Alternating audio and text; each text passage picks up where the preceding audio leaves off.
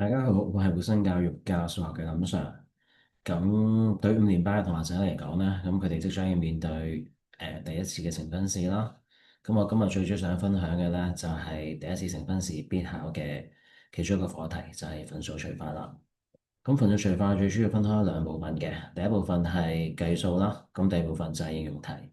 咁對於計數嚟講咧，我相信大部分同學仔咧都冇乜太大問題㗎啦。咁順口多提一句，就係計數嘅時候咧，第一個份數唔好喐佢，係啦，唔好無啦啦將第一個份數調翻轉啊！我哋要記住咧，前邊有除好，我哋先將個份數調翻轉嘅，OK 得唔得？即係簡單嚟講，就係除以一個份數，我哋就變成乘以佢嘅倒數啊嘛，得唔得？OK 嗱，咁跟住我哋就入正題啦。咁我今日最主要想講嘅咧，其實係應用題入邊有三個嘅注意事項嘅，OK 得唔得？啊，我哋事不宜遲啦，我哋開始，OK。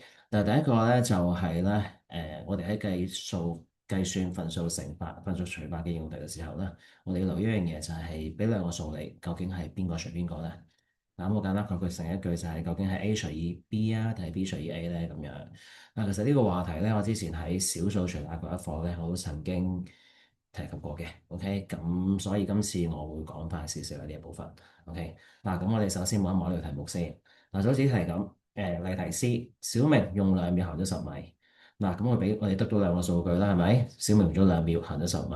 嗱，其實咧佢係有權問兩件事㗎。第一樣嘢就係咧，佢會可能問佢平均每秒行咗幾多米啦，又或者咁佢平均每一米需要幾多秒咧咁樣。嗱，其實而家搞分數除法之後咧，佢係有權咁嚟問㗎，得唔得？咁所以我哋係要小心諗清楚究竟係邊個除邊個啦。OK。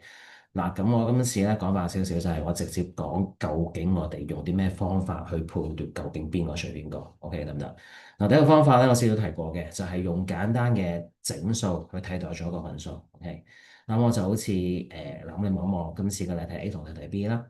咁例題 A 就係話咧，阿哥哥跑27又1/5公里，用咗2又2/3小時嘅，得唔得？跟住問平均每小時跑幾多公里？咁嗱，假設我哋用個簡單嘅整數啦，好冇？譬如話10公里，阿哥哥跑10公里就用咗2小時嘅。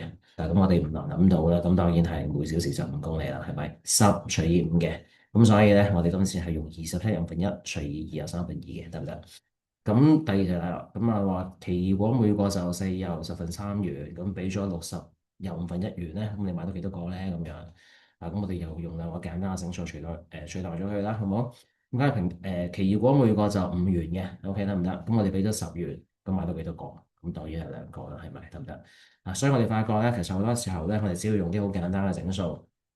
我自己就中意用啲咩10啊、5啊、6啊、2啊嗰啲，用啲除得盡嘅數，OK，去理解咗件事先，肯定咗邊個除邊個先，OK，咁啊嗱，我會比較優先推薦你用呢個方法嘅，因為呢個方法先係真係理解。因為我哋學完分數除法之後咧，下一課咧就係分數嘅死則嘅，所以如果我哋太依賴死記嘅方法咧，而唔係真係理解咧，咁啊去到下一課都出事嘅基本上，OK。嗱，咁第二個方法咧，就之前我冇提及過嘅，今次我第一次講啦。OK，咁我最主要想講多少少呢個方法，就係第一樣嘢，就係方法二啦。OK，就係題目最後問平均會乜嘢嘅，我哋就除以多少個乜嘢，得唔得？我就好似假如嗱，我舉個例子啦。OK，譬如有12粒糖分俾3個人，咁每人分咗幾多粒糖咧？咁樣得唔得？嗱，咁你發覺咧，我哋當然好容易知道啦，就係攞12粒糖除以3個人，係咪？問平均每人，我哋就除以多少個人，得唔得？咁所以咧就係啦，就係問平均每人咧，我哋應該除以多少個人啦，係咪？得唔得？咁如果問平均每日咧，咁我哋當然就係除以多少日啦。咁如果問平均每班，咁我哋咪除以多少班咯？OK，得唔得？咁大家其實做多除法咧，自己都會發現到呢一件事啊，OK 得唔得？咁我哋有時讀書就係要咁啊，OK，我哋要從我哋做過嘅嘢去發現當中嘅規律，OK，就唔一定要我講。相信好多學仔自己本身靠自己都諗到呢一件事，OK 得唔得？嗱，咁第三個方法同第四個方法咧，之前我都提過嘅，咁呢個方法真係純死記，OK，咁我強調啊，OK。你用第三個方法、第四個方法之前咧，係你要確定，OK？你真係幾肯定佢真係除法，但係你又唔係好知邊個除邊個，你先用呢兩個方法得唔得？嗱，咁第三個方法係咩嚟咧？簡單嚟講就係睇單位，睇單位。嗱，咁啊，我哋望下例題 A 啦，好唔好？冇紙題咁啦，佢問平均每小時跑幾多公里？嗱，最後係問幾多公里嘅，得唔得？咁我哋望翻前面嗰兩個數，公里、小時。嗱，最後問公里嘅，得唔得？所以我哋公里行先。嗱，我總結多一次，就係最後題目問咩單位，我哋就乜嘢單位排前面。OK，得唔得？OK，嗱，有試題咁樣啦。嗱，小明用2秒行咗10米，啊，佢最後問米喎，咁我哋咪10米行先咯。啊，咁下邊問平均每秒需要每米需要幾多秒？我最後問秒喎，咁我哋咪秒行先咯，得唔得？就係咁簡單啊。咁當然啦，方法就唔純死記嘅，OK。咁你有啲時候真係理解唔到，或者時間有限，咁你咪嘗試嗰個方法啦。OK，你撞你都撞啱機會都高好多，得唔得？嗱，咁跟住第四個方法咧，就係當我哋睇第三個方法睇單位行唔通嘅時候。咁我哋就大除晒，OK 得唔得？嗱，好似你睇 BD 題咁樣，嗱，奇異果每個咁多錢就俾咗咁多錢，總共買到奇異果幾多個？嗱，最後佢係咪幾多個喎？OK 得唔得？咁但係前面兩個單位都係原嚟嘅喎，咁即係我頭先用睇單位個方法行唔通啦，係咪？咁你咪話而家呢兩個數邊個數大啲咯？嗱，60有1/5，當然大啲啦。咁所以大嗰個擺前面就係大除晒，OK 得唔得？嗱，咁我之前就其實我一向都唔係好中意呢啲所謂死記嘅方法啦。OK，嗱，雖然好似好方便，但係唔係真係理解嘛，得唔得？所以我哋當知多少少嘢去摘袋咯。OK，真係唔理解咁都有方法做得到，好冇？咁嗱，咁呢一 part 就暫時講住咁多先啦。OK，嗱，跟住第二樣嘢，我想講話分數除法嘅應用題有啲咩需要特別留意咧？嗱，咁我就要講啦，就係我哋要喺做題目嘅比較初期嘅時候咧，諗清楚究竟個答案係咪取整數？OK，得唔得？嗱，咁咩意思咧？咁樣，我舉個例子，OK，大家好似話有9個人喺度等的士，係啦，咁每個的士咧最多車到4個人嘅。嗱，咁需要幾多架的士先至可以車晒所有人咧？咁樣，嗱，如果我哋未學，嗱，根據我哋以前低啦嘅時候學過嘅除法咧，咁我哋當然係9除以4啦，得唔得？咁啊等於2等於1嘅，即係話我哋兩架的士，然之後仲剩低一個人喺度，嗱，因為我哋要車埋剩低嗰個人嘅嘛，係咪？咁所以 total 需要3架的士，你得唔得？咁但係我哋學咗分數除法之後咧，其實9除以4咧，我哋基本上已經可以寫9/4，或者變咗大份數就係2有1/4。OK，咁嗱，正值咁大家都諗到啦。OK，冇理由我哋話需要9/4架的士先可以車晒啲人嘅嘛，又或者2有1/4架的士先可以車晒啲人嘅嘛，得唔得？因為現實當中係冇1/4架的士嘅嘛，得唔得？幾多架的士呢件事嘅答案係必須要取整數嘅嘛，一係1架，一係2架，一係3架，你得唔得？咁所以咧，我哋就要早少少發現，意識到呢題嘅答案究竟係唔係取整數啊？得唔得？嗱，就好似呢兩題咁。有蜜糖咁多星啦，咁啊可以注滿咁多星嘅平次幾多個咧？咁樣嗱，咁大家留意呢個字眼啦，注滿啊，得唔得？嗱，呢一題咧，其實計出嚟啦，就應該係一個大份數嚟嘅。OK，咁當然啦，我哋冇可能話識個大份數噶嘛。我假設個答案係計到13有1/2咁樣啦，好唔好？得唔得？咁我哋冇可能寫13有1/2嘅嘛。OK，因為嗰1/2就唔係注滿啦，得唔得？咁如果答案真係計到13有1/2嘅，我哋當然就係講13咯。OK，得唔得？係啦，同樣道理啦。OK，咁奇異果呢題啦，我每個咁多錢，俾咗咁多錢就買到幾多個？咁啊當然係攞個俾幾多錢除以每個幾多錢啦，得唔得？我假如又係我哋嘅呢個答案又係有13有1/2嘅，好唔好？咁我哋當然唔寫話我哋買到13有1/2個奇異果啦，OK 得唔得？話俾邊間超市可以買半個奇異果買唔到噶嘛？一係13個，一係14個，得唔得？咁13有1/2，當然就係可以買到13個多啲，但係買唔到14個啦。當然我哋嘅答案係取13個，OK 得唔得？所以簡單嚟講就係咧，呢一課應用題，你哋一定要諗清楚究竟個答案係唔係取整數，OK？嗱，加上近年咧好多學校咧。